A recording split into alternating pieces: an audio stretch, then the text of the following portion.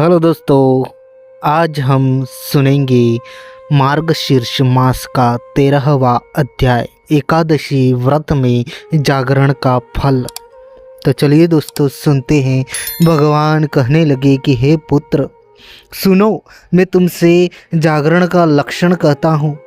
कलयुग में जिसके विज्ञान मात्र से मनुष्य आसानी से मुझको प्राप्त होता है, गीत गान वाद्य बाजा नृत्य नाचना, पुराणों का पाठ, धूप दीप नैवेद्य पुष्प चंदन सुगंधित द्रव्य का लेपन, फलों का समर्पण करना, श्राद्ध दान, इंद्रियों का निग्रह, सत्यता, निंद्रा रहित आनंद पूर्वक मेरा पूजन करना, पूजन में उत्साह का होना, पाप रहित आलस्य रहित प्रत्येक प्रहर में मेरी आरती करना, इन सब बातों में लीन होकर जो मनुष्य एकादशी की रात्रि को जागरण करता है वह फिर पृथ्वी पर जन्म नहीं लेता। जो इस प्रकार भक्ति से जागरण करता है वह मुझ में लीन हो जाता है। जो प्राणी एकादशी की रात्रि को सो जाते हैं वो मानो काले रूप सर्प से डसे जाते हैं और माया रूपी पाश के बंधन में मोहित हो जाते हैं। जिन्होंने कलयुग में एकादशी के आने पर बिना जागरण के एकादशी को बिता देते हैं वह अवश्य नाश को प्राप्त हो जाते हैं, क्योंकि यह जीवन अनित्य है। जो दोनों नेत्रों को खोलकर अपने हृदय में मेरे चरण विंदों को स्थित कर रात में जागरण को नहीं देखते वे पातकी हैं, अर्थात बुरे मनुष्य हैं। पुराणों की कथा आदि सुने, यदि कथा कहने वाला पंडित न मिले तो मेरे सम्मुख गान नृत्य आदि करे। ऐसे जागरण करने से सैकड़ों हजारों और करोड़ों गुना फल मिलता है। मेरी एकादशी की रात्रि को जागरण करने से पितृपक्ष, मातृपक्ष और स्त्री पक्ष के कुलों का उद्धार होता है। उपवास के दिन अथवा जागरण के समय जो कोई विघ्न उपस्थित करता है मैं उस स्थान को छोड़कर तथा श्राप देकर चला जाता हूँ।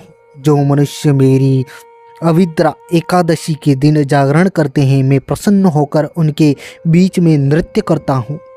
जो मेरे समीप जितने दिन जागरण करता है वह उतने अयुत 10,000 तक युग पर्यंत मेरे ग्रह में आकर वास करता है। एकादशी के दिन जागरण नहीं करने से पूर्वजों की न गया श्राद्ध से, न तीर्थ सेवन से और न बहुत यज्ञों से मुक्ति होती है।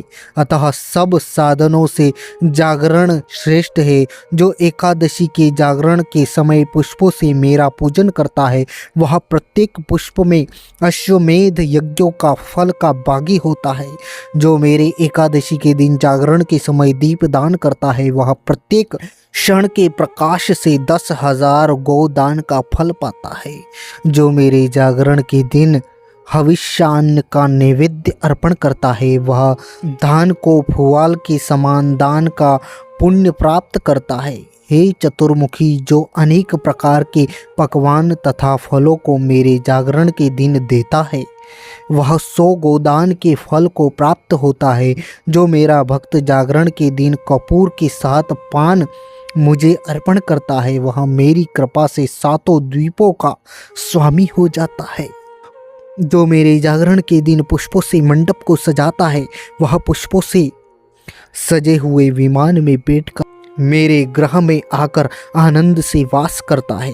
जो मेरे जागरण के दिन कपूर और गुग्गल का धूप देता है वह अपने लाख जन्म के पापों को नाश करता है। जो मेरे जागरण के दिन मुझको दूध दही और जल से स्नान कराता है वह इस लोक से सुखों को भोग कर अंत में श्रेष्ठ गति को पाता है। जो सुंदर वस्त्रों और विविध प्रकार के फलों को मेरे लिए देता है वह वस्त्र के जितने सूत होते हैं उतने वर्षों तक चिरकाल तक स्वर्ग में वास करते हैं। जो रत्नों से जड़ित सुवर्ण के गहने मुझे अर्पण करता है वह 7 कल्प तक मेरा प्रिय होकर मेरे पास वास करता है। जो घी से, विशेषकर गौ के घी से मेरे जागरण की रात्रि को दीपक जलाता है उसको एक एक दक्षिणा के बदले 10,000 गोदान का फल मिलता है। हे चतुरानन, जो जागरण के दिन कपूर से नीराजन करता है वह कपिला गो के दान के फल का भागी होता है। जो पुनः दीप दान गान नाच और पूजन करता है वह सैकड़ों यज्ञ व्रत और दान के समान पुण्य को पाता है। जो जागरण के दिन मेरे सामने निर्लज्ज होकर गाना और नाच करता है वह आधे क्षण में कोटि यज्ञ के फल को पाता है। जो मेरे जागरण के दिन गाना नाच आदि को रोकता है वह 60,000 वर्ष रौरव आदि नरक की यातना भोगता है।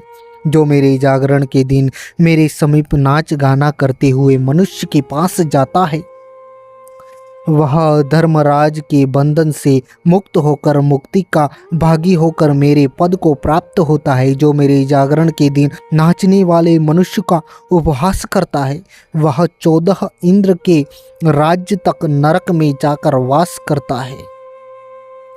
जो मेरे जागरण के दिन भक्ति से पुस्तक पढ़ता है वह श्लोक संख्या के हिसाब से उतने ही युग पर्यंत मेरे लोक में वास करता है। विद्वानों ने जो फल दक्षिणा करने से कहा है वह फल अनेक युगों में कोटि यज्ञों के करने से भी प्राप्त नहीं होता। हे पुत्र, जो मेरे जागरण के दिन मालाकार दीपक जलाता है वह कोटि विमान के साथ देवलोक में जाकर कल्प वर्ष पर्यंत वास करता है। जो जागरण के समय मेरे वाल चरित्रों को पढ़ता है वह संख्य कोटि युग पर्यंत श्वेत द्वीप जागरण वास करता है। इसलिए दोनों पंचों को एकादशी को जागरण करना चाहिए। जो जागरण के दिन गीता का तथा सहस्त्र नाम का पाठ करता है अथवा वेदोक्त मंत्रों और पुराणों का पाठ करता है अथवा जो धेनु दान करता है वह 7 द्वीप सहित पृथ्वी के दान फल का भागी होता है। इस पृथ्वी के समस्त पुण्यों से महान पुण्य के फल को देने वाले है एकादशी के जागरण का फल हो। जो मनुष्य मन कर्म और वचन से जागरण करते हैं उनको मेरे लोक से लौटकर फिर इस लोक में आना संभव नहीं है। जो एकादशी की रात्रि को दूसरों को प्रोत्साहित कर जागरण करता है वह चक्रवर्ती राजा होता है। यह मेरा कथन सत्य है। रात्रि में जागरण करने वालों का राजा कुकुस्त ने भी सम्मान किया है। जो अपनी शक्ति के समान दान देता है वह अति दुर्लभ राज्य को पाता है। जो कोई गायक गाने वाला, वादक बाजा बजाने वाला, नर्तक नाचने वाला और ब्राह्मण मेरे जागरण में आकर गायन आदि करते हैं उनमें नाचने वाली वेश्या ही क्यों न हो मेरे लोक में आते हैं। एकादशी के दिन जागरण करने से कामी पुरुष भी मुनि श्रेष्ठ की पदवी को प्राप्त हो गए हैं।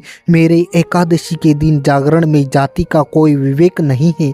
इस कलयुग में एक जागरण को छोड़कर न तो ध्यान पवित्र है, न गंगा जल पवित्र है, न जप ही पवित्र है। द्वादशी एकादशी के आने पर जो लोग जागरण करते हैं वह इस कली काल में धन्य है, कृतार्थ है, इसमें कोई संशय नहीं है। इस मनुष्य लोक में मनुष्य को एकादशी के विमुख कमी नहीं होना चाहिए, क्योंकि एकादशी से विमुख मनुष्य अपने से पूर्व के गीत और आगे होने वाले जीवों को नरक में गिराता है। गुणवान एक पुत्र का होना ही अच्छा है, परंतु निर्गुण अनेक पुत्रों के होने से कोई लाभ नहीं। जो एकादशी के दिन जागरण करके अनेक पूर्वजों का उद्धार करता है और जो मेरे कहे गए जागरण का भक्तिपूर्वक पाठ करता है वह जागरण के महात्म्य से अपने 100 कुलों का उद्धार करता है। अगम्य स्त्री के साथ गमन करते तथा अभक्ष्य न खाने योग्य वस्तु को खाने से जो पाप होता है वो समस्त पाप एकादशी के जागरण से नाश हो जाते हैं। जो अज्ञात वश पाप किया हो या ज्ञात पाप हो तथा जो पूर्व जन्म का अजीत पाप हो अथवा इस जन्म में किया हुआ पाप हो, मनुष्य एकादशी के जागरण करने से उनसे रहित हो जाता है।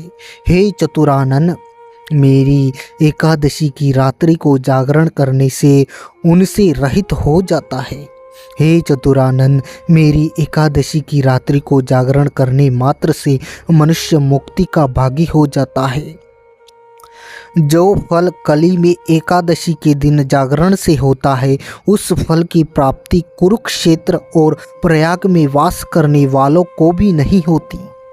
हे पुत्र, एकादशी के दिन जागरण करने से जिस फल की प्राप्ति होती है उस फल की प्राप्ति हजारों अश्वमेघ यज्ञ और कोटि तीर्थों में स्नान करने से भी नहीं होती। जो एकादशी के महात्म्य को पढ़ता है या सुनता है वह मनुष्य समस्त पापों से रहित होकर परम गति को पाता है। जिस मनुष्य को एकादशी के दिन व्रत, पूजन और जागरण आदि करते हैं उसके समस्त दुष्ट ग्रह सौम्य हो जाते हैं और संतान का वियोग नहीं होता तथा मेरी कीर्ति सुनने में नित्य प्रेमी होता है और वह प्रेमी कभी नष्ट नहीं होता तथा रण में और राजकुल में सदैव विजयी होता है। हमेशा धर्म में बुद्धि और निश्चल भक्ति होती है तथा एकादशी की भक्ति करने से मनुष्य पाप से कभी लिप्त होता ही नहीं है। मेरे एकादशी के दिन जागरण करने से कभी मनुष्य प्रेत भाव की प्राप्ति नहीं हो सकता। जो लोग एकादशी के व्रत आदि से विमुख हुए उनको परलोक गति नहीं होती, इसलिए कलयुग में एकादशी का व्रत आदि अवश्य करना चाहिए। तो दोस्तों, यह था मार्गशीर्ष मास का 13वां अध्याय। आशा करते हैं यह वीडियो आपको पसंद आया हो। अगर वीडियो पसंद आया हो तो वीडियो को लाइक कर लीजिए, शेयर कर दीजिए और चैनल को सब्सक्राइब करना ना भूलें ताकि आगे आने वाले सभी अध्याय और ऐसे ही वीडियो आप तक सबसे पहले पहुंच जाए। थैंक यू, धन्यवाद।